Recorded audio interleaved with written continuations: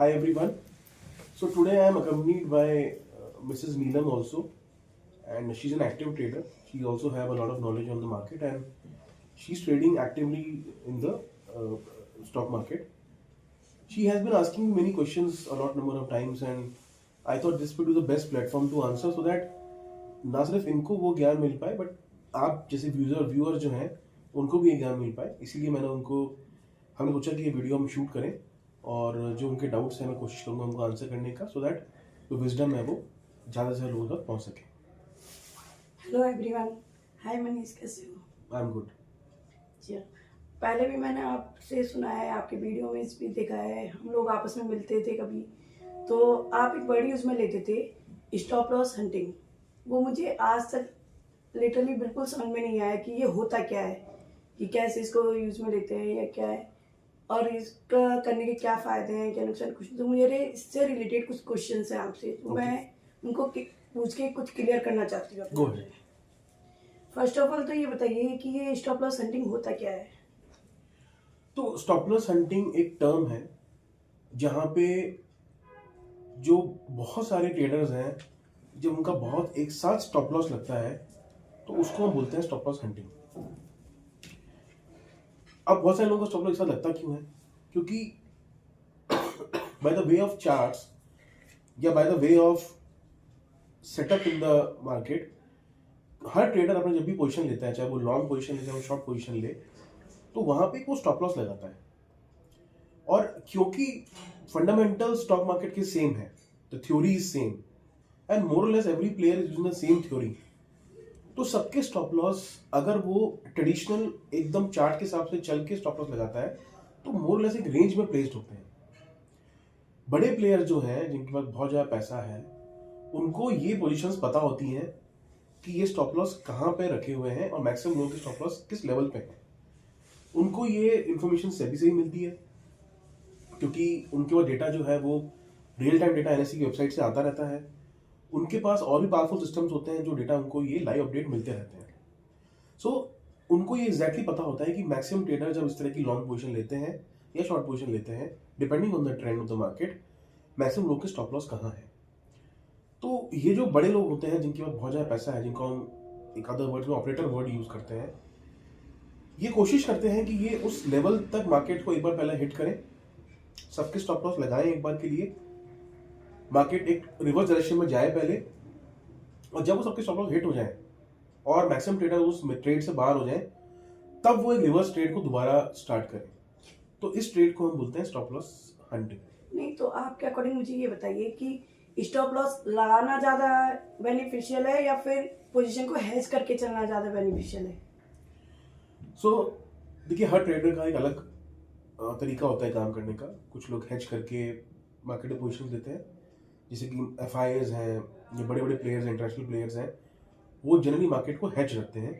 अगर दो पोजीशन उनकी लॉन्ग है तो एक शॉर्ट होती है, या कोई सेक्टर बहुत स्ट्रांग है तो वहाँ लॉन्ग पोजीशंस होती हैं, तो जो वीक सेक्टर है वहाँ पे शॉर्ट पोजीशंस होती हैं। इस तरीके से बहुत सारे बड़े प्लेयर जो है वो हेज लगा के स्टॉप लॉस नहीं लगाते हैं पर हेज लगा के खेलते हैं, हेज लगा के मार्केट में पोजीशंस लेते हैं। जो नॉर्मल ट्रेडर्स हैं बहुत सारे, वो स्टॉप लॉस लगा के पोजीशंस लेते हैं बिकॉज हेज के ऊपर आपके लिए कमाना थोड़ा मुश्किल पड़ जाता है, बिकॉज आपको पहले हेज का लॉस निकालना होता है और उसके ऊपर प्रॉफिट कमाना होता है। और क्योंकि ये ट्रेडर्स उतने बड़े मोमेंटम के लिए होल्ड नहीं कर सकते। क्यों होल्ड नहीं कर सकते? सी FIs के पास या बड़े प्लेयर्स के पास पैसा है और उनको पता है कि वो मार्केट को डायरेक्शन में ले जा सकते हैं, बट जो दूसरे प्लेयर्स हैं, जो छोटे प्लेयर्स हैं, उनको नहीं पता कि पैसा इस मार्केट में कब तक चेज करेगा, वो ट्रेंड कब तक रहेगा, इसलिए वो जल्दी निकलना चाहते हैं अपनी पोजीशन से, इसलिए वो स्टॉप लॉस लगा के ही मार्केट में ट्रेड लेते हैं। तो कौन सा बेटर है ये डिपेंड करेगा कि आपके पास क्या कैपिटल है, आपका माइंडसेट क्या है, आप कितने रिस्क ले सकते हैं। तो ट्रेडर टू ट्रेडर ये डेफिनेशन वेरी करेगी, सबके लिए कोई सेम आंसर नहीं है। बट स्टॉप लॉस लगा के भी मार्केट में पोजीशंस लेना एक अच्छी बात है, आप हेज लेके भी कर सकते हैं।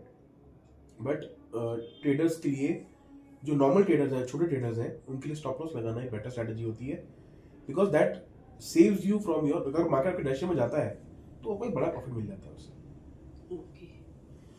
क्वेश्चन इज बड़े बड़े प्लेयर जो होते हैं वो स्टॉप लॉस हंटिंग के जो ये टर्म्स होती है इसको किस किस पैटर्न में यूज में लेते हैं? जैसा मैंने वीडियो में कई बार सुना होगा कि मार्केट एक बार बहुत नीचे गया, उसने स्टॉप लॉस लगाया और फिर तब डायरेक्शन चेंज करी। हमने शायद परसों का वीडियो रिकॉर्ड किया था जहाँ पे मार्केट ने 24,500 के ऊपर ट्रेड करना था और मैक्सिमम लोगों के जो शॉर्ट लॉस थे मैक्सिमम ट्रेडर्स के वो 24,350 पे थे। 24,350 पे क्यों थे? क्योंकि वहां से ट्रिपल टॉप बना था 3 बार मीडियम टर्म के अंदर, मीडियम टाइम के अंदर, और वहां से मार्केट नीचे आया था 3 बार 24,350 के ऊपर, 350 से। तो क्योंकि मार्केट ने उस रेजिस्टेंस को क्रॉस किया था तो एक लॉजिकल स्टॉप लॉस वहां बनता है कि मार्केट उस लेवल को गिव अप नहीं करना चाहेगा। तो मुझे अगर लॉन्ग ट्रेड लेना है तो मैं 24,350 का स्टॉप लॉस लगाऊंगा और मैं एक लॉन्ग ट्रेड ले लूंगा। अब अगर मैक्सिमम ट्रेडर्स भी मेरी तरह सोचेंगे तो सब लोगों का स्टॉप लॉस वहीं पे लगा होगा, और वैसे केस के अंदर मार्केट पहले एक बार 24,350 को तोड़ने की कोशिश करता है नीचे की तरफ, वहां से लोगों के स्टॉप लॉस लगते हैं और फिर दोबारा वो मार्केट ट्रेंड चेंज होता है जो कि पिछले हफ्ते हुआ था। तो ये एक तरह का पैटर्न है। सेकंड पैटर्न क्या है कि मार्केट में जो ट्रेडर्स हैं वो दूर की कॉल सेल करते हैं और दूर की पुट सेल करते हैं। वो ये अज्यूम करते हैं कि मार्केट इससे नीचे नहीं जाएगा और मार्केट उससे ऊपर नहीं जाएगा। तो there are two ways of trading. यहाँ बोल रहे हो कि मार्केट कहां तक जाएगा और एक होता है कि मार्केट कहां तक नहीं जाएगा। तो क्योंकि जो दूर के ऑप्शंस होते हैं उनके जो प्रीमियम होते हैं बहुत कम होते हैं, तो ट्रेडर्स को बहुत सारे लॉट बेचने होते हैं ऊपर के कॉल के और नीचे के पुट के to get a decent money out of profit. वो 500 प्रीमियम होगा, 10 प्रीमियम होगा, तो the number of lots are very high. तो अगर मार्केट एक स्ट्रॉन्ग मूव देता है किसी एक पर्टिकुलर डायरेक्शन के अंदर जो कि बिल्कुल अनएक्सपेक्टेड होता है, उस डायरेक्शन में जाने से ट्रेडर को बहुत लॉस होता है बिकॉज उन्होंने बहुत हैवी कॉल राइटिंग करी होती है, उन्होंने बहुत सारे लॉट सेल करे होते हैं वहां पे। तो ये होता है second sort of stop loss hunting, जहां पे आप एक बड़ा टेम्पररी बड़ा मूव देते हो मार्केट के अंदर जो कि बिल्कुल अनएक्सपेक्टेड होता है, वहां बहुत सारे लोगों के स्टॉप लॉस लगते हैं। तो ये सेकंड पैटर्न है जहाँ पे स्टॉप लॉस लगता है। मैंने अभी रिसेंट वाले वीडियो में बताया था कि जो आरबीआई की पॉलिसी उस दिन क्या हुआ, उससे एक दिन पहले लोगों ने बहुत सारे कॉल बाय किए हुए थे और पुट को बाय किया हुआ था। अभी मैंने जो पहले बताया वो कॉल शॉर्ट थी और पुट शॉर्ट थी, यहाँ पे कॉल बाय था और पुट बाय था। तो जब इतना हैवी कॉल और पुट हमने बाय कर रखा है और अगर मार्केट में कोई मूव नहीं आता, तो क्योंकि वो एक दिन पहले पोजीशन बनी थी उसमें विक्स बहुत हाई हो गया था।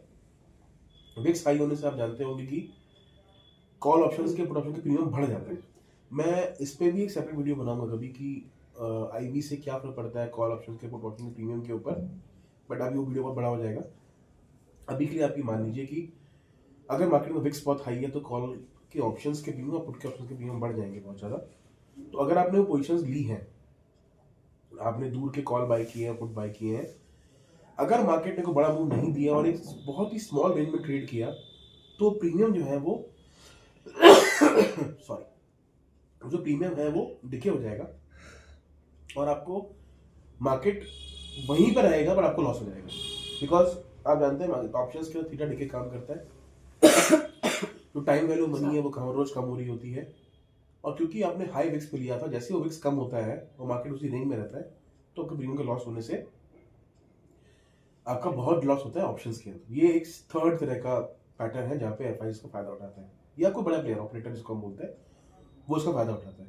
तो ये ब्रॉड 3 पैटर्न्स हैं जहाँ पे हम बोलते हैं कि एक मेजॉरिटी ऑफ स्टॉप लॉस को वेदर इन लॉन्ग पोजीशन और शॉर्ट पोजीशन जहाँ पे प्लेस्ड होते हैं उनको हम हंट करते हैं। दूसरा होता है जहाँ पे हमने दूर के पुट और दूर के कॉल शॉर्ट किए हुए हैं तो मार्केट बड़ा मूव के डायरेक्शन में दे देता है। और थर्ड हमने बताया कि जब आपने दूर की कॉल बाय किए हुए हैं, पुट बाय किए हुए हैं, तो मार्केट वहीं रह के और विक्स को कम करके कैसे लोगों को स्टॉप लॉस कर सकते हैं। तो ये 3 तरह के पैटर्न्स हैं, और के पैटर्न्स हैं बट ये ब्रॉड पैटर्न्स हैं, ज्यादा यूज होते हैं मार्केट के अंदर, इसलिए मैंने 3 की ओर बात किया। बट मार्केट में और भी तरह के पैटर्न्स हैं, 3 या 4 पैटर्न्स और भी हैं, but those are very lightly used, but these are the major high frequency patterns जो यूज होते हैं फॉर स्टॉप लॉस हंटिंग। और जनरली इसकी जो फ्रीक्वेंसी है वो कितनी रहती है? देखिए जो मेरा एक्सपीरियंस है मार्केट के अंदर की जहाँ पे भी बहुत हैवी पोजीशंस हैं, जैसे मैं आपको बताया कि जब आरबीआई की पॉलिसी से एक दिन पहले बहुत हैवी कॉल राइटिंग थी ऑन 24,500, 24,600, 24,700, इनफैक्ट 24,800 ऑल्सो। 24,500 वो लेवल था जहां से ट्रम्प की विक्ट्री में एक टेम्पररी हमारा एक टॉप बना था और वहां से मल्टीपल टाइम मार्केट घूमा था। तो कॉल राइटर भी सोचता है कि ठीक है, अगर 4 बार घुमा है तो 5 और भी घूमेगा और मैं वहां पे पोजिशन लेके रखूँ। 24,600, 700, 800 पर बहुत सारी मीन रिविजन्स थे जहाँ पे 50% रिट्रेसमेंट आके रुक रहा था और इंपॉर्टेंट एवरेजेस भी प्लेस थी। इसीलिए वहाँ पे एक बहुत ज़्यादा कॉल राइटिंग हो रही थी कि मार्केट ने अपने लो से ऑलरेडी 50% रिट्रेस कर लिया है, तो हाई चांसेस हैं कि मार्केट यहाँ पे समय बताए। और अगर आपने कॉल राइटिंग करी हुई है, मार्केट में समय बताता भी है, तब भी आपको कंफर्ट हो जाता है, बिकॉज वो डीके चलता रहता है थीटा का, जो कि ऑप्शन पी को गलाता रहता है। तो इस तरीके से जो मार्केट में प्लेसमेंट होती है, वहां पे ये सब गेम चलते हैं। ओके, क्या हम इसको पहले से प्रीएम्प्ट कर सकते हैं? देखिए, अगर आपकी स्टडी अच्छी है मार्केट की, अगर आप इन डेप्थ एनालिसिस कर रहे हैं, अगर आप हर रोज ऑप्शंस को स्टडी कर रहे हैं, ऑप्शन चेन को स्टडी कर रहे हैं, ऑप्शन चेन का जो डेटा है वो हर रोज एनएससी की वेबसाइट पे अपलोड होता है कि किस पोजीशन पे कितने कॉल राइटर्स हैं और पुट राइटर्स हैं।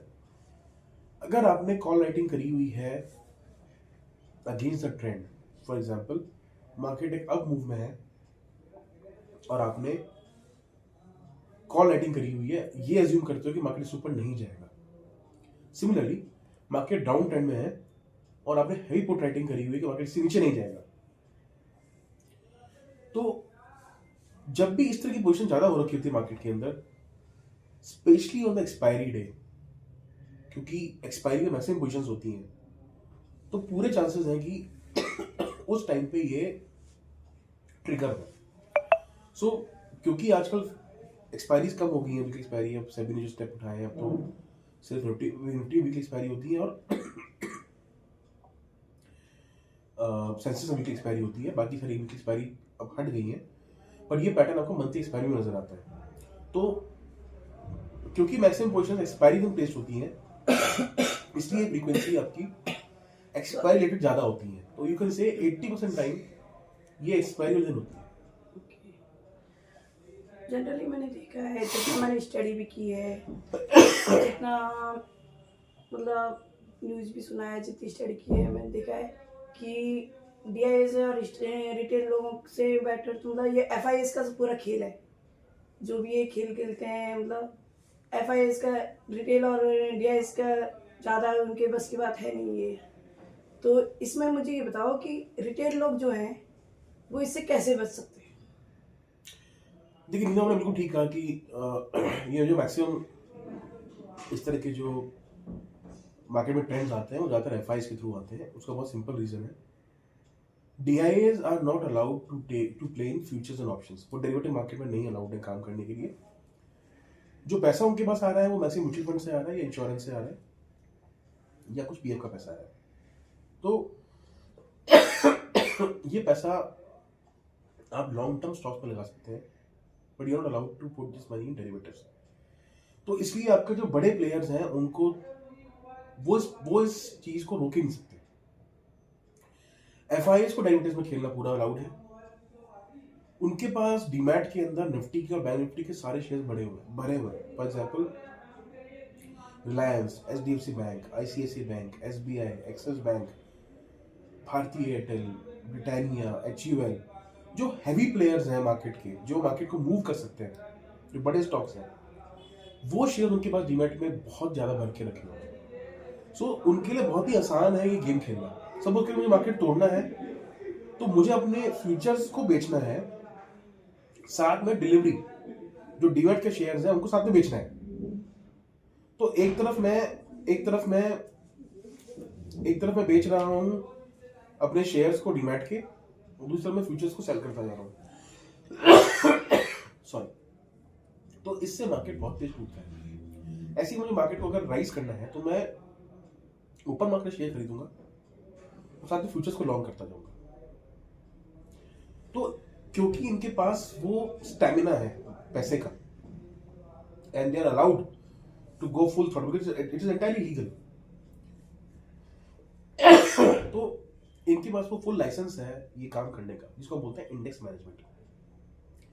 मैं कभी होगा तो इंडेक्स मैनेजमेंट के ऊपर भी एक सेपरेट वीडियो बनाऊंगा कि what is index management. But अभी के लिए समझ लीजिए कि इन बड़े स्टॉक्स के साथ हम इंडेक्स को किसी भी लेवल पे प्ले कर सकते हैं, क्योंकि ये बड़े कंट्रीब्यूटर्स हैं।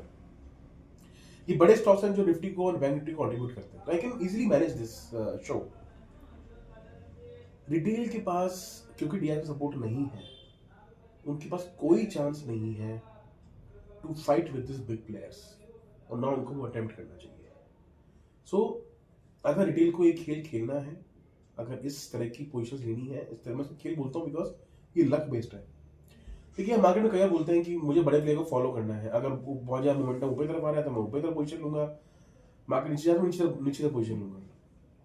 बट जो लोग इस मार्केट में कई सालों से हैं वो ये जानते हैं कि इस तरह के मूव्स को ना प्रेडिक्ट करना और ना इन पोजीशंस को लेना इतना आसान काम। ये 90% से ऊपर लोग नहीं कर पाते बिकॉज मूव्स बहुत शार्प आते हैं।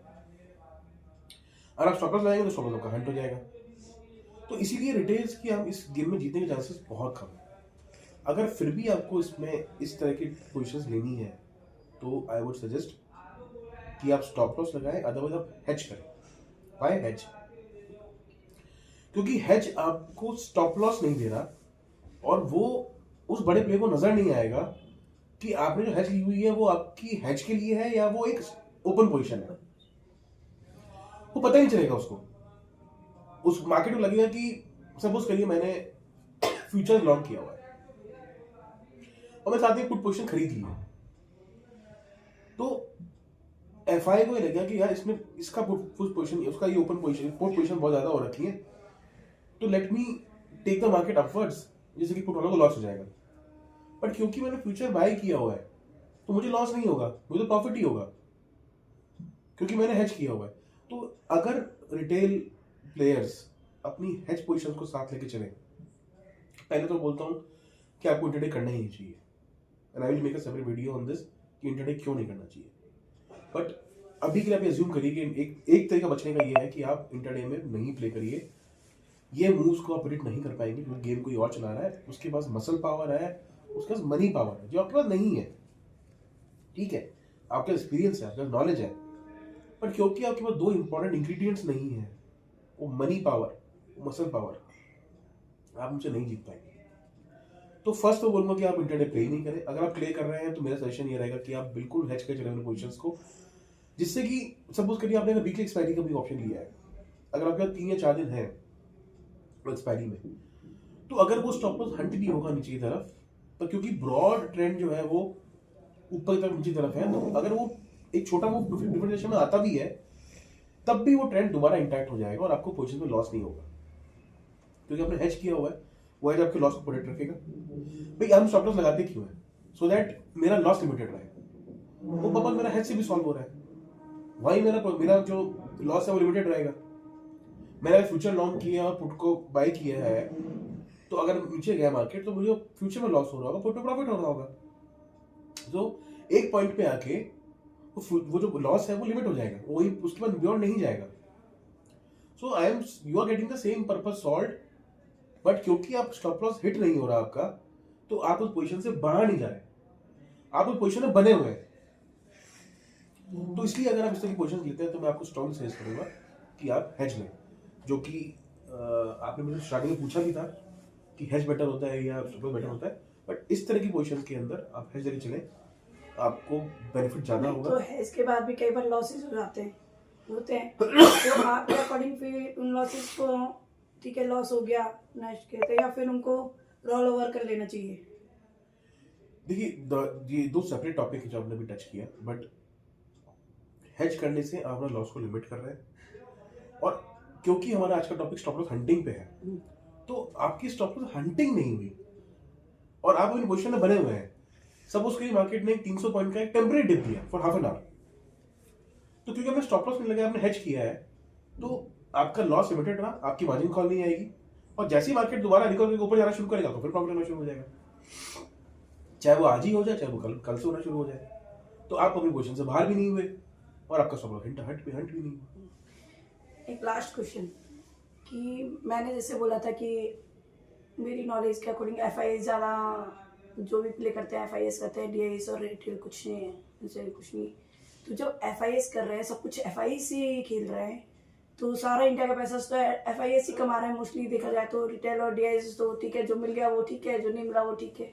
मोस्टली तो यही हो रहा है ना कि मतलब अपना 70-80% फंड तो मतलब FIS ही कमा रहे हैं। You are right. तो फिर इसका के व्यू में मुझे ये बताइए आपकी, जो हमारे ये लॉसेस को बचाने के लिए, जो बड़े बड़े लॉसेस हो जाते हैं नॉर्मली, जो भी लॉसेस हो उसको बचाने के लिए हमारी गवर्नमेंट या फिर से भी कुछ कर सकती है, और कर सकती है तो क्या कर सकती है? बहुत अच्छा सवाल है ये नियमों का। सो देखिए, एक तो मैं आपको बता दूं कि पिछले अक्टूबर के अंदर रिपोर्ट आई थी जहाँ पे एक एक प्रॉप कंपनी होती है जो बहुत शॉर्ट टर्म के मार्केट में प्ले करते हैं, जो मैं बताया जिसको हम ऑपरेटर बोलते हैं। Excuse me. उनके प्रॉफिट सामने आए क्योंकि दो कंपनियों ने आपस में केस किया था। तो कोर्ट ने उससे पूरी डिटेल्स मांगी जो उनको सबमिट करनी पड़ी by force into the court, क्योंकि अगर आप डिटेल नहीं देंगे तो कोर्ट का फैसला कैसे होगा। और वो केस ये था कि एक एम्प्लॉय ने कंपनी छोड़ के दूसरी कंपनी ज्वाइन कर लिया था और दूसरी कंपनी ने इल्जाम लगाया कि आपने मेरी जो स्ट्रैटेजी है वो चोरी कर ली और नाउ यू मेकिंग प्रॉफिट्स। उस कोर्ट में ये रिवील हुआ कि जो कंपनी ने केस किया था उसने एक साल में 9,000 करोड़ का प्रॉफिट किया इंडिया के अंदर, सिर्फ ऑप्शंस के अंदर। इमेजिन।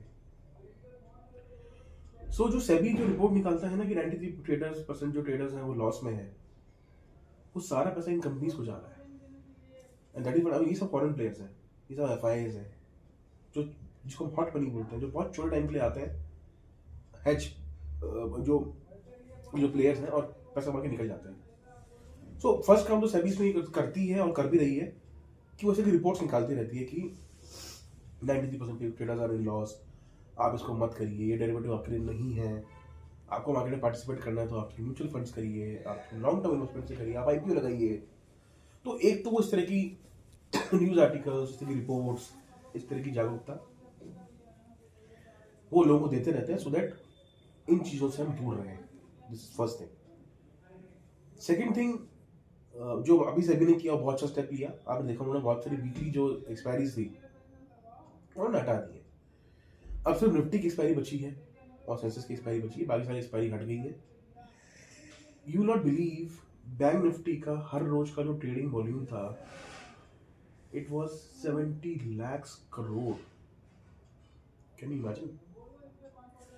70 लाख करोड़ का हर रोज का trading volume in one entity. So people were misusing this concept of options for trading.